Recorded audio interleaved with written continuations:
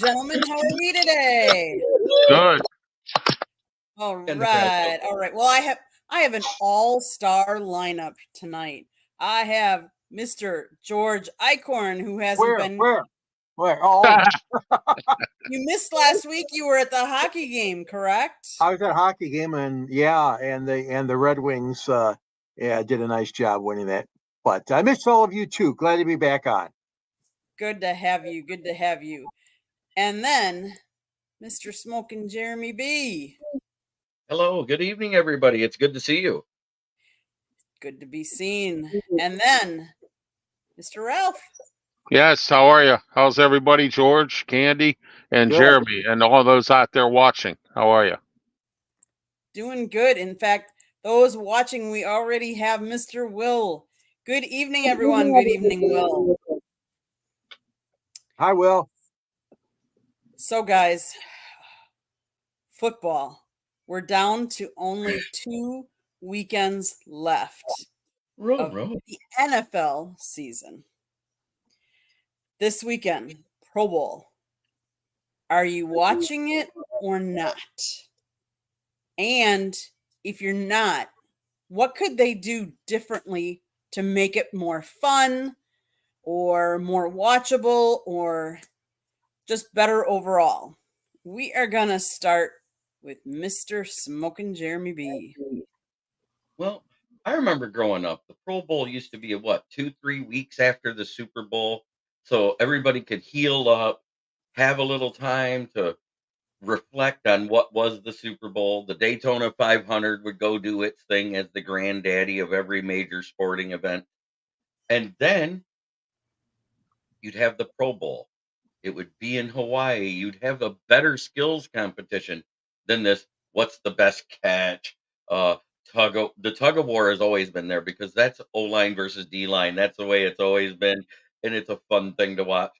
But the strongest arm competition, the accuracy competition, and all that, and it was in Hawaii. It was an honor to get that trip to go to Hawaii and the extra bonus checks. And they actually played football then too.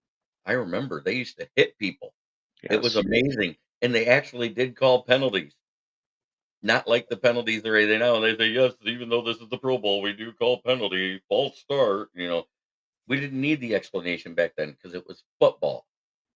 And if you want to take it back even further, in my opinion, if you really want to make it right, you go back to the way it was in the 50s and 60s. The Super Bowl champion takes on a team of 53 players made up of all the best players from every team outside of the Super Bowl champion. Make it a bonus, make the winner get X amount of dollars, make the loser get half as much. Make it fun again. Make the players want to go. Make it an honor, not this fan popularity vote they have now. You almost should take the vote away from the fans because all they do is look for the big names they know and they don't look for the stats like the way do to vote people into the Pro Bowl. Wow. Okay, Mr. George Eichhorn, your opinion. Are you watching the Pro Bowl, and what do you think they could do to improve it? Well, I got to watch some of it. Are you kidding me? There's 7 Detroit Lions. I think Ragnow's not going to play, right, Jeremy? So we would be down to 6 Lions that are supposed to participate in the game. And I don't think Jonah will play either. Oh, that's right. Yeah. Yep. So, I mean, the Lions are blessed, obviously. It's a reward for a great season. But I agree with Jeremy. These contests that they're having and things like that just don't do anything for me. I know they're trying to appeal to the younger fans, and they're trying to draw maybe perhaps a different audience. And I, too, used to love it when they went to Honolulu. And I know they had to renovate the stadium, so I'm not quite sure if they're going to go back there. And I know for a while there that the attendance would drop off a little bit, and they started rotating it. And Florida's been having it for quite a number of years now. But that being said, yeah, there's got to be more excitement in it. I go back to the days, and you guys might remember when the Chicago hosted the All-Star game, and it was all the college seniors would play the Super Bowl champion or NFL champion in Soldier Field. Of course, that went away a long, long time ago. But Jeremy, I think you're on a good track there. I think they got to design it in such a way that you could showcase more of the Super Bowl champions, like you said, and then the All-Stars from around the league. The other thing is that this is the only All-Star game, folks, that's not played in the middle of a season. The NHL, the NBA, and Major League Baseball, of course, all have an All-Star break roughly halfway through the season. And I know that they're afraid of injuries. Most of the players are, and it's a long season. There are many reasons why the NFL never wanted to go that way and have a midseason All-Star game. But I agree, something's got to be done. We've got to make it more exciting, and we've got to come back with hitting and things like that. I mean, a little bit of contact. Come on. Easy for me to say. I'm not out there strapping it up, but I mean, I think that they definitely need to hear improvements. So I'm interested in seeing what everybody on our panel also says. Mr. Ralph, are you Well- watching, and what can they do to improve? Well, I'll tell you what, I'm not watching it. I call it the Pro Bowl now. Okay. I used to watch it back in the day because, like Jeremy said, and like George said, it was fun to watch, and it was in Hawaii. Okay. Roger Goodell has turned this into politics. Roger Goodell, the union, and the owners have turned this into a bunch of politics. Well, we can't have hitting because the union is upset because they don't want their players getting hurt. I get it. All right. Roger Goodell has screwed this thing up so bad since he's been commissioner that it's very unacceptable to me, and I don't like it. And I think that it needs to go back to some old style. I will be watching the Senior Bowl and the East-West Shrine game. I will not be watching none of the Pro Bowl activities. So let's go to the chat room. Jeremy, you want to read some of these? My thoughts on the Pro Bowl. I haven't watched it in many years. My favorite Pro Bowl moment was 2008 when Sean Taylor hit punter Brian Moorman. That was a huge hit. I will not watch the Pro Bowl anymore. Ever since they stopped tackling, bring back tackling, that's why I stopped watching it. The golf closest pin, stupidest thing that is a skill challenge now. It has nothing to deal with football. And then Joshua Burstein says, "Where is the Mad Mouth? This is his night off. He just got done with the show, I believe." So Joshua, yes, the Motor City Mad Mouth doesn't come appear on this show unless he's asked or unless he needs to fill in. This is actually my show that he gave me, and I do it with Jeremy. We do it normally Thursday nights, and then we do a version that's just Jeremy and I on Sunday mornings. So we appreciate you missing the Motor City Mad Mouth, but we have our own version. So Pro Bowl. Am I watching? According to my husband, we're not watching the Pro Bowl, and we're not going to be watching the Super Bowl. Pro Bowl is a snooze fest. Let's face it. It's just not it's not the honor that it used to be. Is it really even a football game? It's flag football. Exactly. Yeah. It's flag football this year. And yes, flag football is growing in popularity, but it's not the NFL. It's a whole separate. So do I like it? Do I like skills? I like skills competition, but not what we're doing here. I like the accuracy. I think they should have running backs run and who's the fastest man in a certain category and who has the biggest leap and things that are football skills. Seeing them excel at those specific skills would be great. But some of these other things, no. I can do without Josh. Yes, we agree. None of us think that the Pro Bowl is anything that it used to be, anything that it's worth watching. Now, George, you bring up an interesting point that all the other sports put it in the middle of the season. The one thing that does is, depending on how many you have participating in it, would also mean the rest of the team would be healing because they'd have at least 2 weeks to heal up, especially in football.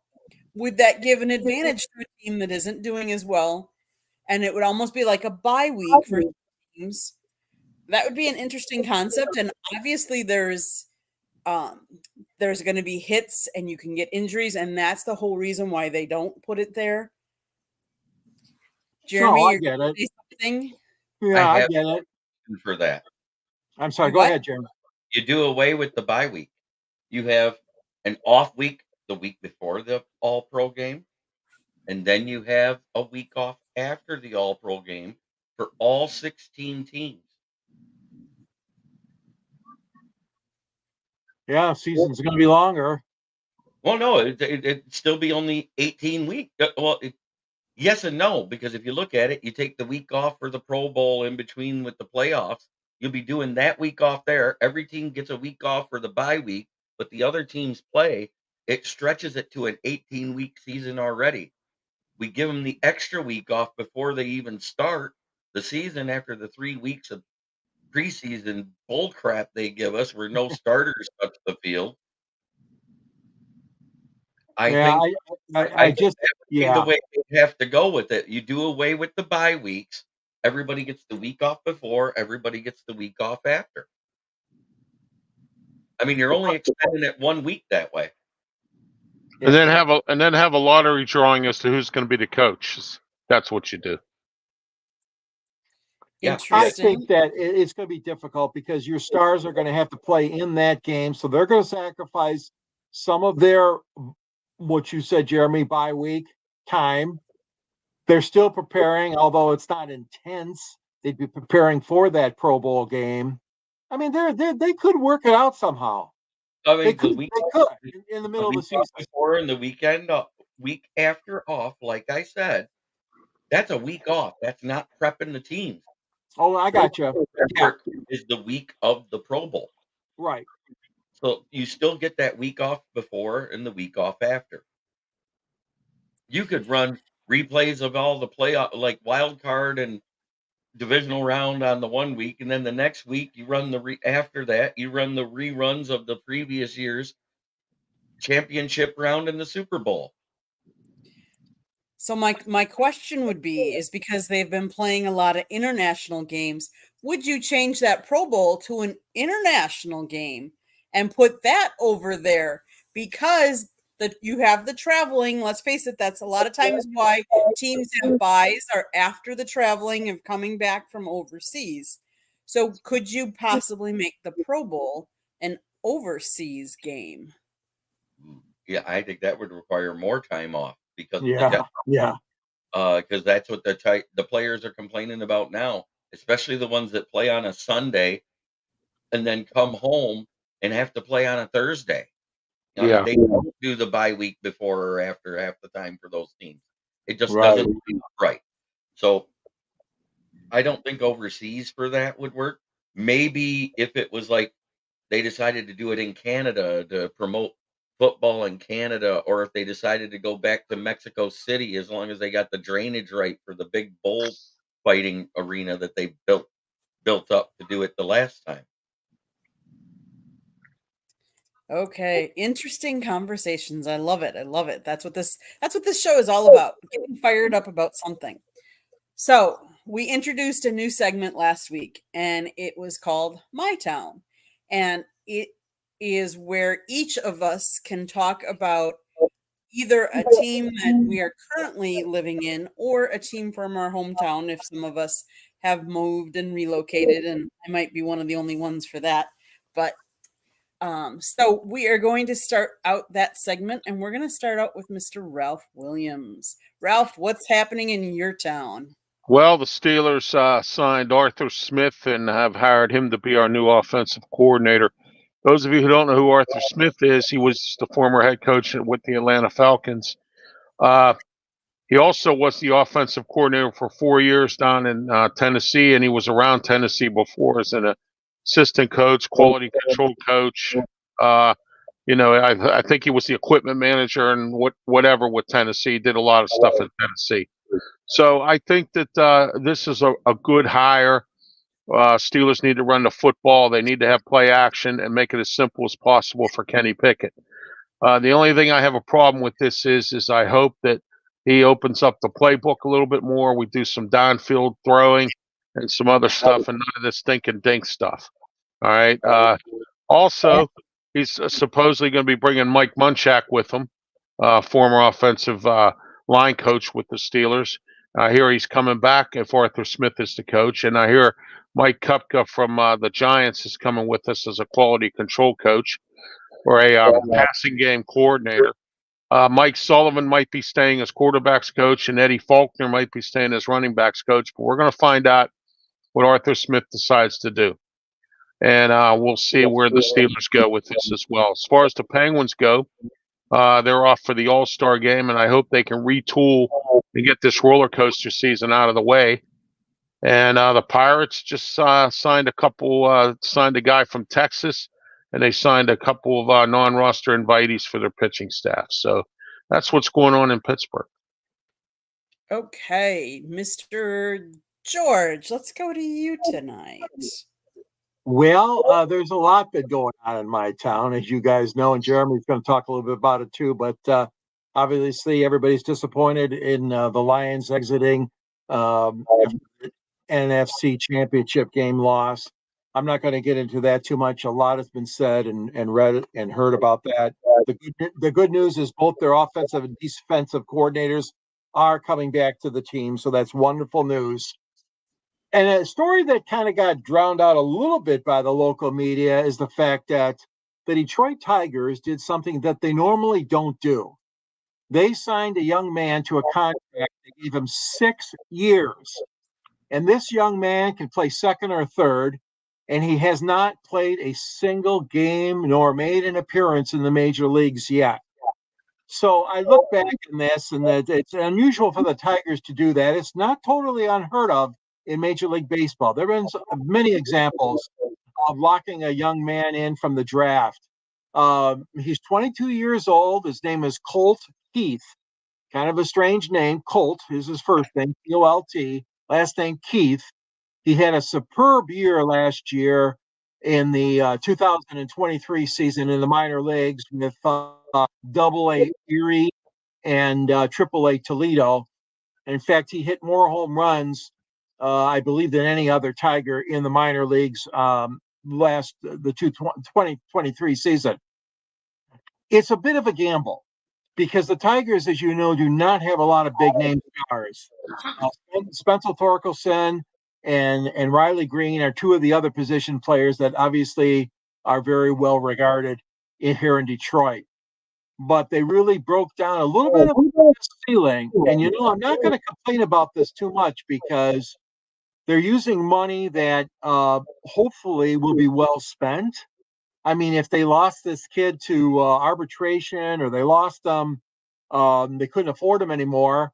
That would be a hopeless situation. So what they're trying to do is get ahead of the game, pardon the pun, and sign Keith to the 6-year contract with over $8 million with club options for 20, 30, 31, and 32, I believe. So it's an interesting story in Detroit. I welcome the kid. It looks like they'll be playing him hopefully full time, or he's going to get down to spring training in Lakeland in another week or two. So that was my top story in the old hometown here, non-related, obviously, to our Detroit Lions. Interesting stat for you, though. While he was in the Double-A and Triple-A minor leagues for Detroit, he had a 900 OPS batting left and right-handed as a switch hitter. Wow. So that is a huge boost. Not just home runs either. I mean, yes, he led the leagues in home runs for the last 2 years in the respective leagues he was in, but he also was leading in doubles, and he also I think he placed 4th in triples last season. So he has some wheels. Yeah. He's a 5-tool player that's developing his defense, is what I heard. They started bouncing him back and forth between second and third because of injuries to the Mud Hens last year. So I applaud the move. I think it's a great move because if they didn't do that and put him on the MLB roster this year, he'd have hit the MLB Rule 5 draft in June. So Thank you. that's the big thing I wanted Yeah, to thank point you. out Those there. are good. Those are good points. Thanks for sharing Yeah. those, Jeremy. So first off, I want to say kudos to replacing the guy who could get pressure but no sacks as our D line coach since Todd Wash walked out the building after the 2022-2023 season. We hired the guy from the Tennessee Titans, Tyrell Williams, who has ties back to Dan Campbell back when he was the interim head coach at Miami, who stepped in when the defensive coordinator was fired. He had to step up and be the defensive coordinator. What's funny about Terrell Williams, he's one of the guys that helped Ndamukong Suh clean up his game so he wasn't getting as many penalties. Now he's also the head coach at the Senior Bowl for the American squad, and he's getting working with the guy that I have been scouting for, hopefully our second round pick in the draft, Tavondre Sweat, defensive tackle out of Texas. The kid is 6'4", 362 pounds. He has been pancaking centers to get to the quarterback in practice so far, and he's taken on double and triple teams, freeing up other players at the same time. You put a guy that big next to Aleem McNeil, your left end doesn't have to be fantastic to make Hutch good. The only other thing I'm going to say, while everybody is jumping up and down, we kept our coordinators. I'm going to give you some stats that tells you where they need to improve. On offense, it's the scoring per quarter. 7.1, good enough for second in the league in the first quarter. 8.2 in the second quarter, points per quarter. That's seventh in the league. Fourth quarter, 8 points a quarter is the average. That's third in the league. The third quarter, 4.2. It's 20th. Now let's go to defense. 4.2 points given up in the first quarter. As good as that sounds, that was 17th in the league. Second quarter, 6 points per quarter is what it broke down to when you added it up in the game. That was 9th in the league. So far, that's not bad. That's an average of 12. Fourth quarter, 6.4 points. That's 21st in the league. Third quarter on defense, it ranks dead last in the league at 6.9 points per quarter. Now, if you want to tell me why we lost the NFC Championship and the other 5 games throughout the season, I think the third quarter tells the story. That is where both coordinators need to improve. The adjustments on defense when we had a lead, and what I've seen throughout, we had to go to this base defense back to just the 4-2-5, which you normally is a dime defense. You have the 2 guys for the linebackers back there. It could be an outside linebacker and a middle linebacker or 2 middle linebackers. It's whatever combination you want. And then you got 5 guys in the secondary with 4 down linemen. When you go that route and you don't change that formation and you don't swap out players to benefit having fresh legs on the field, and you don't add an extra blitzer in that third quarter, that is the downfall. In the third quarter, I don't know why, but Ben Johnson this past season remind me a lot of Jim Caldwell for every game. We'd have a running game going good in the first half. We'd have the passing game and the play action working in the first half. And then all of a sudden, we only run the ball 3 times for the entire quarter in 4 drives. There's something wrong with that. You don't make adjustments and change from what works. Very good. I agree wholeheartedly. So do I. And those statistics, thanks for sharing those, Jeremy, because those are very important. I mean, I all the time the third quarter collapse, and then, like you said, that's got to stop for the Lions. It's got to get better next year. I'm sure they will be focused on that, and hopefully the new additions that they'll pick up through draft and free agency will help as well. Yeah, you can't lay an egg in a big game. That's where the when you get to the AFC or the NFC Championship game, that's the game that you can't afford to make mistakes and beat yourself, and that's what Detroit did. as much as I want them in this Super Bowl, but that's, you know. Unfortunately, the luckiest break of that NFC Championship game happened when Kendall Vildor was in position to make the interception, and he's a secondary person, not a wide receiver for a reason. It went between his hands, and of all the luckiest bounces in the world, it ends up in Brandon Ayuk's hand as he's jumping over him while he's falling down, and that was a momentum shift right there. Oh yeah. Yes, Oh yes. yeah. That Yeah. was the biggest momentum shift of the entire game. And once that happened, it was a snowball effect. It was as much as I hate to quote a movie that's fictitious, but it was based off of something that really happened. You remember the lockout, and then they did that movie, The Replacements, with Yeah. Keanu Reeves, John Madden, and Pat Summerall were the announcers every game. But they used real NFL coaches for the other opponents. They used real NFL players sprinkled, whether through the regular roster that they had on that show or the other opposing teams. And prior to the season, the coach asked the team, "What is the thing you're most afraid of?" And everybody was saying the normal stuff, spiders, snakes, this, that, the other. And Keanu Reeves, who was the quarterback of the team, Shane Falco, says, "Quicksand." He goes, "Oh, yeah, you can't move," and blah, blah. He goes, and Gene Hackman goes, "That's not the type of quicksand he's talking. Tell him what you're talking about." And everybody asks him, "Yeah, Shane, what's up?" And he goes, "Well, quicksand in sports is when you have a mistake happen and you dwell upon it and you try your hardest not to make another one. You make another one, then you make another one. And eventually you're up to your neck in the stress and the pressure of all those mistakes and you can't even move or breathe." Yeah. True. That is exactly what happened in the third quarter to Detroit. Yeah. Yep. So, Jeremy, let's read what his town is Charlotte, North Carolina. My town, Charlotte, North Carolina, has hired Dan Morgan, former linebacker, I'll add, as GM for the Carolina Panthers, and used to play for them, and hired Dave Canales, the OC of the Buccaneers, to be the head coach. Great. And I then think it's a good hire. And rookie Brandon Miller of the Charlotte Hornets got named to the NBA All-Star Rising Stars game. And then thank you, Ken. A little late, but here now. Glad you're joining us. Hi, Smoking Dad. Okay, so my town.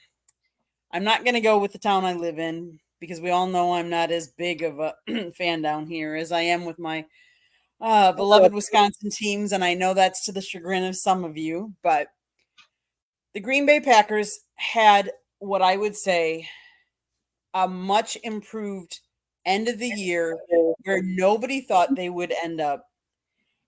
Kudos to them. 19 of their 22 starters from the game they played with the 49ers are signed for next year. Will be back. One of the big ones that they need to, in my opinion, sign is Aaron Jones. He is our running back. Not only is he our running back, he is the excitement. He's the guy that gets the locker room going and all of the guys together and hyped up. And from what I've been told, he is just a really good guy that helps all of those young rookies. You need to sign him then because let's face it, the Milwaukee Brewers let Josh Hader and traded Josh Hader years ago and let him go. He was that same guy, and their locker room tanked at the end of the season when you needed him most. Now, the Packers also have 5 picks in the first 3 rounds. Yes, I know Detroit has more, but they still have 5. Well, they only have 4. Okay, we have 5 in the first 3 rounds. And because we shipped Aaron Rodgers off to the Jets, we have more cap space available now too. So we have room to, if we want to trade some of these picks or anything like that, we can. It gives flexibility. And I know Ted Thompson was not one about going out there and signing free agents. He really felt you had to draft and build from within. Gutekunst, he'll do either. And there have been some moves that maybe people have questioned, but they've really turned out. Like, look at this team. Now, the big news of today obviously has to be my Brewers and them trading Corbin Burns. And there's a lot of people out there saying, oh no, we're tanking the season away. We're tanking the season away. The Milwaukee Brewers play in a small market, medium to small. I don't care. I love my Brewers, but it's a smaller market. They don't have the deep pockets that the Yankees do and some of these other owners. They have to make the most out of what they have. Corbin Burns is going to be a free agent next year. So the only time his trade value is high is going into this last year, or maybe if he's having a really good year in the middle of this year. But you can't bank on that, because what if all of a sudden he gets injured or hurt? So right now is the best time that you can trade him. So for all you Brewer fans that are thinking that this is a horrible trade, this gets you something for him now. And we got 3 prospects. 1 is a draft prospect, 2 are young players. I can't fault them because they have to do what they have to do to make the team relevant and relevant now. They also, from what I've been told, renovated and have this brand new big scoreboard out in center field. So I'll be exciting to see the new digs out there. I don't know when we're going to be out there, but I can't wait to see it. So those are the 2 big things. I mean, obviously, Doc Rivers now is coaching the Milwaukee Bucks, but right now he's 0-2. Yeah, go. Surprise, There's a surprise. blast from the past. Doc Rivers. Wow. Rivers, the guy that goes places to have playoffs die. Name me one team that's made it to the finals he's coached other than the superstar team that was the Celtics. I don't follow NBA that much, Jeremy, but I haven't heard of any. There isn't. He's 6-10, I think, in the playoffs. So he's 6-10 not had a good record. Wins was with the Boston Celtics. Yeah, 6-10. You're talking about the playoff series, Yes. not his 1-loss record, but the series that he coached in. Yeah. Mm-hmm. That's Yeah. good. In his playoff career as a coach, he's 6-10, and 4 of those wins was when Boston won it all. Right. 4 rounds of, yes, correct. Yep. I don't know. You don't know what? I just don't know. I just don't know if he's the answer, but that's beside the point. I mean, the Bucks made the decision, and that's the direction they wanted to go. I think it's crazy, but we'll see. I agree to a certain extent. I think it's a homecoming for Doc Rivers because he did play for Marquette. He does have a banner up in the rafters there. Now, is that the only reason why you should bring a guy back? No. But he has experience, and maybe that's what this team needed. Now, let's face it. This team traded away their defensive player of the year, so our defense has really gone down. So maybe Doc can re-insurge that defense. That's, a big part of what we need. My question is in the NBA, is a head coach as influential and has as much, how should I say that? Influence as like an NFL coach? No. No, because we different have thing. brand new Whole coaches different thing. championships. It's so different in the NBA than what it is in the NFL. And I'm Yeah. just saying, the NBA, you've seen an influx of coaches from college to pro and be just as successful. And then you've seen the ones that go college to pro and flop. There's no in between with them. It's all over the place. We've seen them be successful. Look at Eric Spoelstra. Pat Riley looks like a genius keeping him there. They make the playoffs every year. They make a deep run. They get close to the conference finals every year. So kudos to him. He found his guy, and he didn't need LeBum to stay there the entire time to do it. The difference, I think, with the NBA and the NFL, Jeremy, is the fact that, the NFL, you have some prima donnas, but you don't have as many as you do in the NBA. And the NBA, no matter who the coach is, you're going to have a bunch of prima donnas there that are just, and that's one of the reasons I stopped following and even talking about it. Well, I think yeah. the NFL is more of a team sport, though, too. Teams, Like exactly. the quarterback doesn't do it all by himself. Whereas, let's face it, a forward or a guard, he could dribble the ball all the way down and Yeah. take the shot and be done and then go back on defense. So you really could do more of it yourself. So I think it's more of an individualistic team Yes. or individual sport than it is than NFL. So do I think they need the same coaching? Probably not. And they're not drawing up, I don't think, the same schemes like an NFL coach with the offense would do, or the same with the defense. So That's does the the coach matter as much? So it'll be interesting to see what happens with Doc and how far they get, because let's face it, they're still a team that it should be rooted to go far in the playoffs. Now we'll see if that happens. I want to say congratulations, Candy. Last week, your Packers did the amazing thing. They didn't They lose. fired Joe Barry. And now, Yeah. now they've hired former Boston College head coach Jeff Hanley. And when you look at the Boston College defense in their division, which isn't really a super Power 5 school, it makes you wonder if he's going to be the guy or not, too, because that was one of the bottom dwellers in defense in their conference. So I hope he's good for you. I really do. He can't be worse than Joe Barry. That's all I got to say. Well, he was the defensive coordinator here at Pitt for a little bit, and he was okay when he was here. Okay, And good. yeah, but then now, and he got out of Boston College because he said he's tired of the NIL and the transfer portal. It burned him out, and it's Right. burning out all these coaches anyway.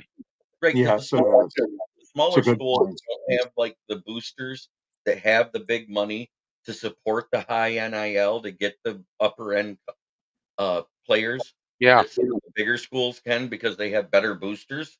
yeah, And say what you want, it's just a way for the boosters to be able to pay these kids to play football for colleges. Yeah. Is yeah. exactly what the NIL is. Well, Penn State has $70 million every year in their budgeted for NIL. Pitt, on the other hand, has a committee out here called Assurance 412, and that group goes out and they solicit money for the NIL. They go to they're at the games with a little cup out there saying donate or whatever. I don't know what they do there at the games. I haven't been to one in a while. But what I'm saying is, I'm told they're there. They have a little desk set up and they're saying, please give us donations to help with the NIL. Okay, they're doing that. They're going out getting boosters, whatever they're doing. And that's how Pitt's doing it. But Penn State has it in their budget, $70 million. Right. And Yeah. that's the same with a lot of the big Power 5 schools that Yes. have that kind of money in their boosters club, in the alumni fund, and stuff like that. That's what I'm getting at. All these smaller schools, you're either going to see them rise to the top and get better boosters and better sponsors to be able to compete, or you may see them start to dwindle and do away with some of the major sports because they won't have the money to compete. To compete, right. Yeah. Yeah. Right. That's true. Very true. So I will say that on Sunday, and I know Sunday was a football game day, but before the football games, I had the honor and privilege of going to the FAU men's basketball game. And I got to take pictures, which meant I actually got to sit on the court and to take pictures. Now, when I tell you this was one exciting game, I can't tell you enough. I don't think the score ever varied by more than 5 points towards the North Texas team.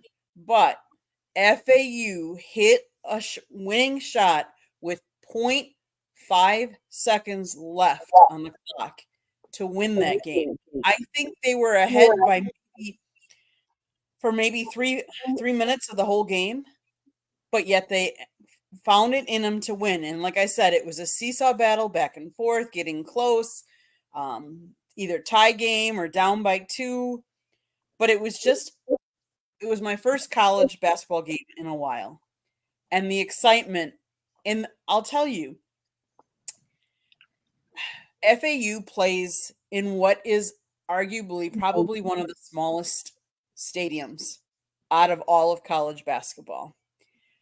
But I'll tell you, the excitement level in there and the fans, that's what makes the difference. You don't have to have a big stadium. In fact, I was talking with one of the announcers for the North Texas game beforehand, and he was telling us how some of the schools are actually starting to downsize some of their gyms because they aren't drawing the big crowds. And so when they have a smaller stadium, the crowd is more involved and it gives them more of a home court advantage. I mean, look at Yes, it UAB. does. UAB, the Blazers. That small little thing, you have seen Power 5 schools get intimidated and lose at UAB because the cheering section looks like it's right on top of the basketball hoop. You can literally make out faces through the clear glass. It's funny to see, but it actually is an intimidating factor. It no more intimidating than it is for the people using the thunder clappers at the pro games when the guys are trying to make shots. It does affect you for the away team. Any movement like that, it can track your eye away. Well, we don't have any problem at all here in Detroit because the University of Detroit Mercy Titans are 0-23. Nobody's talking about it. There's plenty Wow. of seats available. They play Robert Morris here in Even if Pittsburgh. it They would play block Robert off, Morris. even Yeah. if it would block off seats, Candy, here at University of Detroit Callahan Hall on the Dick Vitale court. I have to Jimmy. say though, George, I do remember covering Jacksonville a number of years ago before they got better in the Trevor Lawrence and all of that. And their upper bowl, they would actually cover with a big tarp that had a big Jacksonville logo on it. So it didn't look like there were seats that weren't there. But they did that because they weren't selling the tickets. So I understand not having as many fans in the stands. Yes. Yeah, Pitt's talking about doing that for football here because they only draw 40,000, not even 40,000 fans to a game anymore. And the only time they sell out is if we're playing like Tennessee, Notre Dame, or somebody like that, or West Virginia or Penn State. We haven't sold a game out in the last couple of years, I don't think. I mean, we've had some good crowds. Acrisure Stadium seats about 70,000 people. So they're talking about putting tarps over the top, over the upper bowl and all that stuff because we don't really draw that well. And when I worked there in the past, they didn't draw that well. When we were in the Big East, we had to give out tickets to have people come from the upper bowl. They actually would give us free tickets to hand to people to come down from the upper bowl and sit in the lower bowl and fill it in for TV. Well, the Detroit Shock of the Women's Basketball Association too did that, and they covered up the top part of the Palace of Auburn Hills, obviously the same stadium that the Detroit Pistons used. So the teams have done that before, where they've had large tarps. That does help a little bit. The Quick Lane Bowl, the College Football Bowl on December 26th at Ford Field. They didn't even open up the third deck, the second deck, whatever you want to call it. That was all empty, but they didn't have the money to obviously put tarps over a huge deck like that. So I've seen those things happen before, Ralph, where they put those tarps up, and it's not bad. You know, it's one way to make it look a little bit cozier. I agree. Any other topics anybody wants to bring to the table? Well, I just wanted to share one thing, Candy. I didn't chime in when you guys were talking about coaches. Mm-hmm. The thing is that with championship teams, you always have a leadership situation. I can't remember how many times they would say, Michael Jordan is running that team. Phil Jackson's running that team. Michael Jordan's running that team. Or Isaiah Thomas is running the Detroit Pistons. So all I was going to add to that discussion about coaches that, yes, the coach is important in the NBA, but so are the superstars that drive that winning team, that drive that championship team. as we all know, have a huge say in the lineup and the game plans and stuff like that behind the scenes, because people wouldn't be making those kind of comments if it wasn't true. Chuck Daly was a great coach. Don't get me wrong. I love them here in Detroit.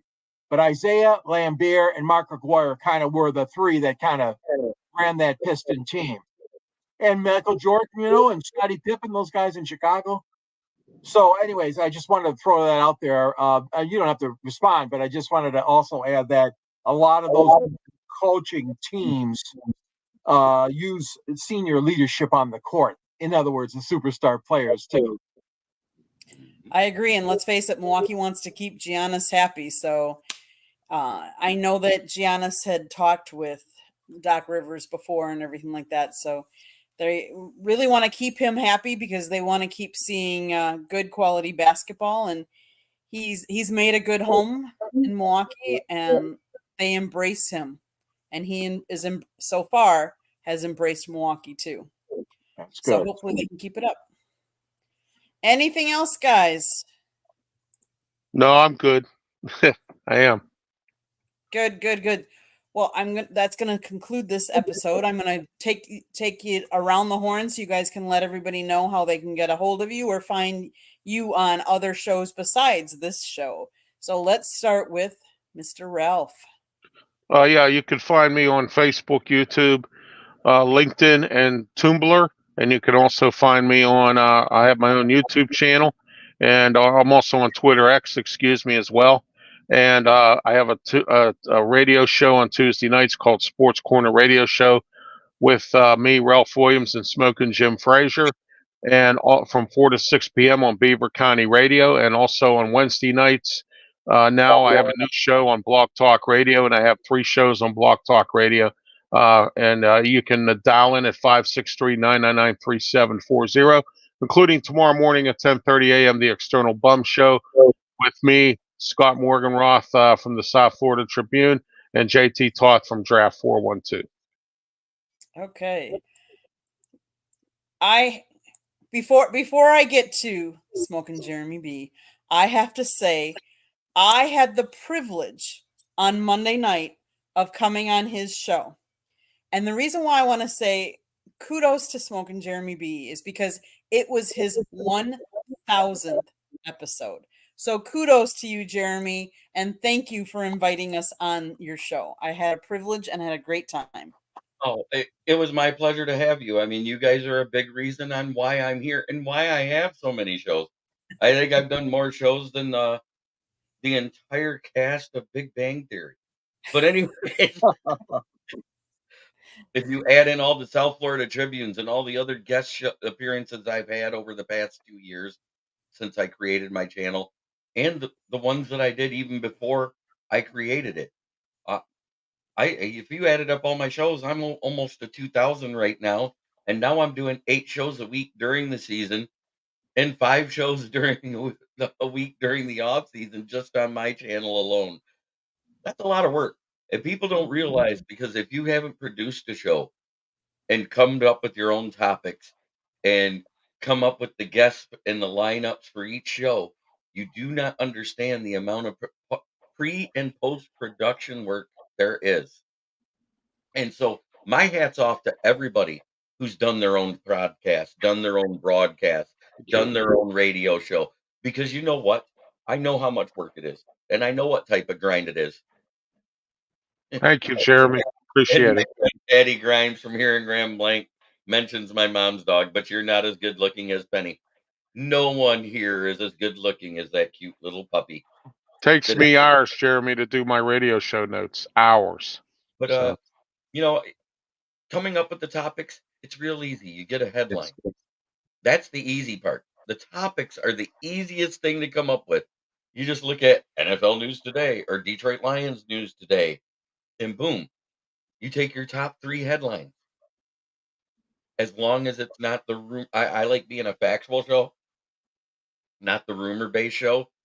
So I try to stay with the one, who should we trade for, or who should we sign, and who should we do this, and who should we do that? No, I look at, what are the team's biggest needs in the next off season? And then I'll formulate my own hypothesis about by looking up who's available, doing the scouting reports and everything else, and coming up with a plan that I think behooves our team the best, money wise, cap wise, fits, culture, all big things in Dan Campbell and Brad Holmes' world.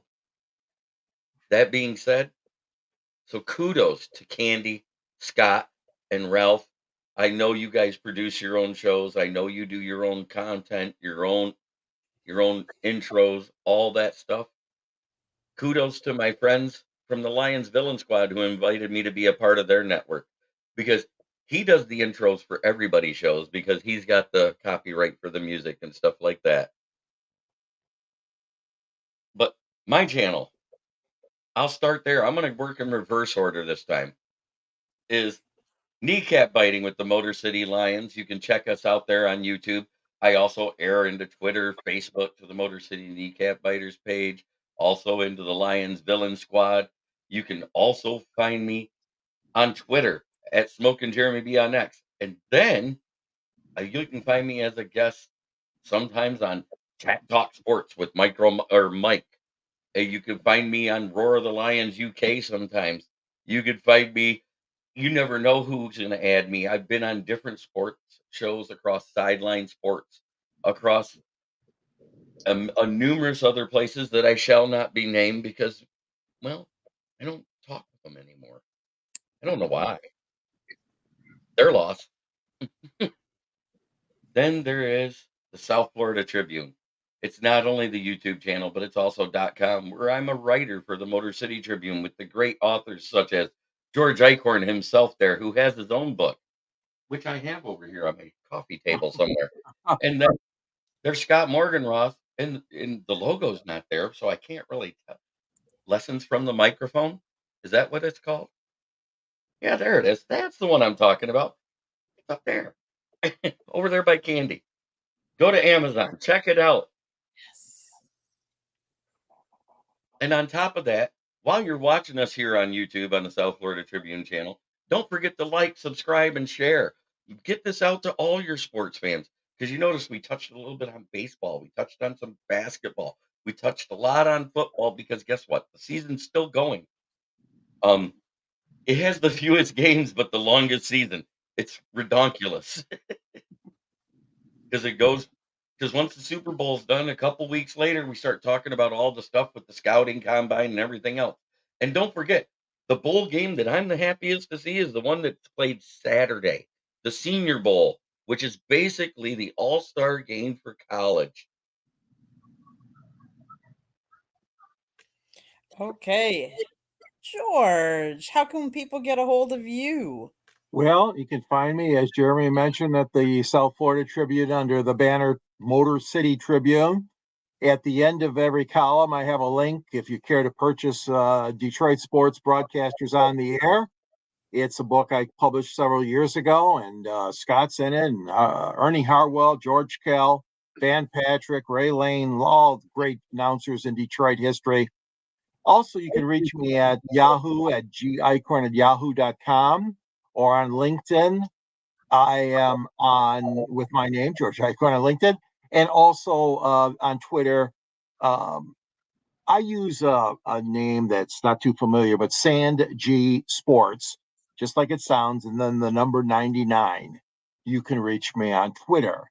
And find me on the 108 Stitches show, find me on the Sports Exchange, find me on the Fire Up, find me on Pundits Punted.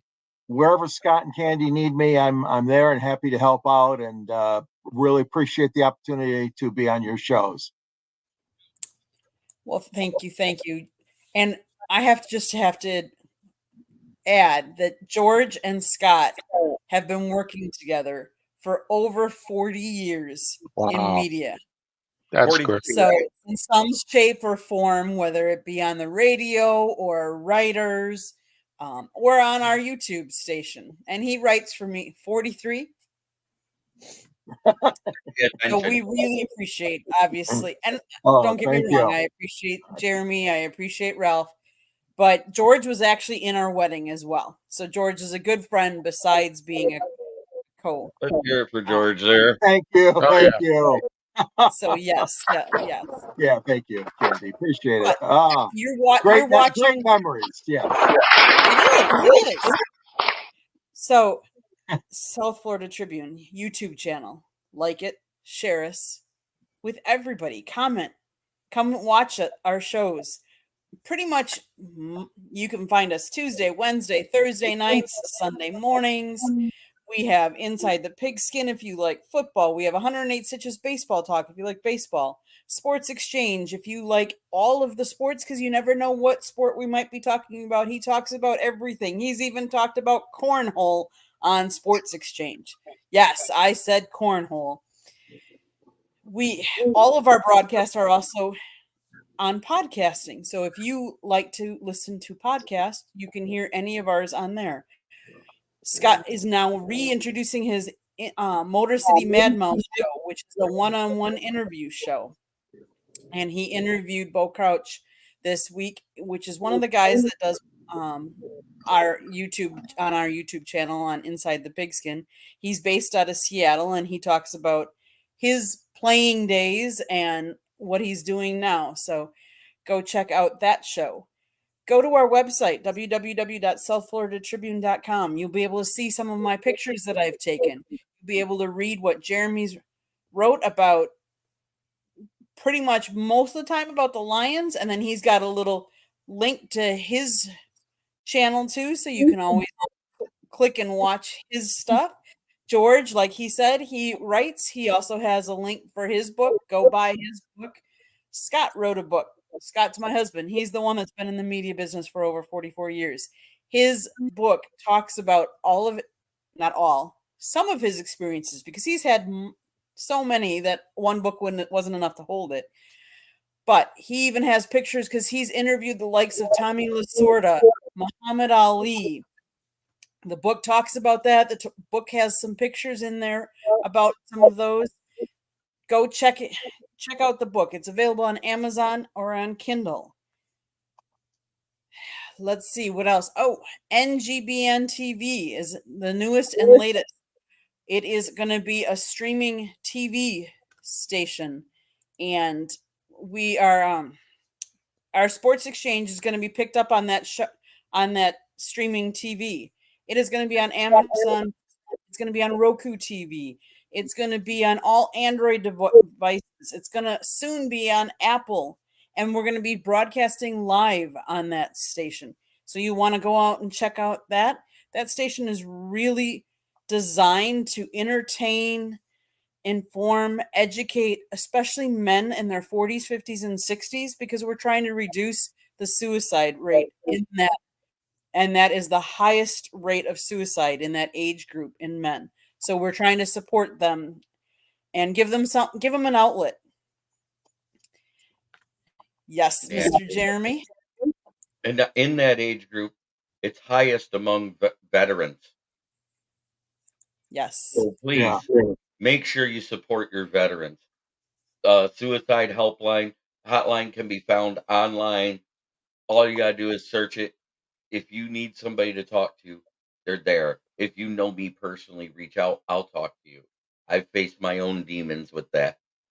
Many of us here have faced way more than most people realize, and we can handle it.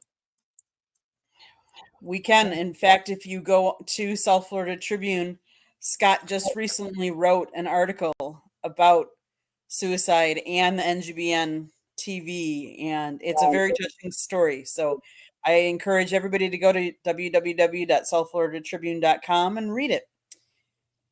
Well, guys, it's been an absolute pleasure. I want to thank Ralph. I want to thank George and Jeremy, and I want to thank all the people that were in the chat room. We appreciate it. Without you people in the chat room, we wouldn't keep doing this. We wouldn't have a reason to. So thank you for being out there, and thank you for commenting. And catch us. You're going to catch us Sunday morning. I don't know if we set a time yet, but watch for it. We'll advertise it ahead of time. And then catch us next week. You can find us every Thursday night, normally around 9:30. Thanks, everybody. Enjoy the Pro Bowl if you're going to watch. Yeah. Watch the Senior Bowl. Thanks, guys. Have a good one. Good one.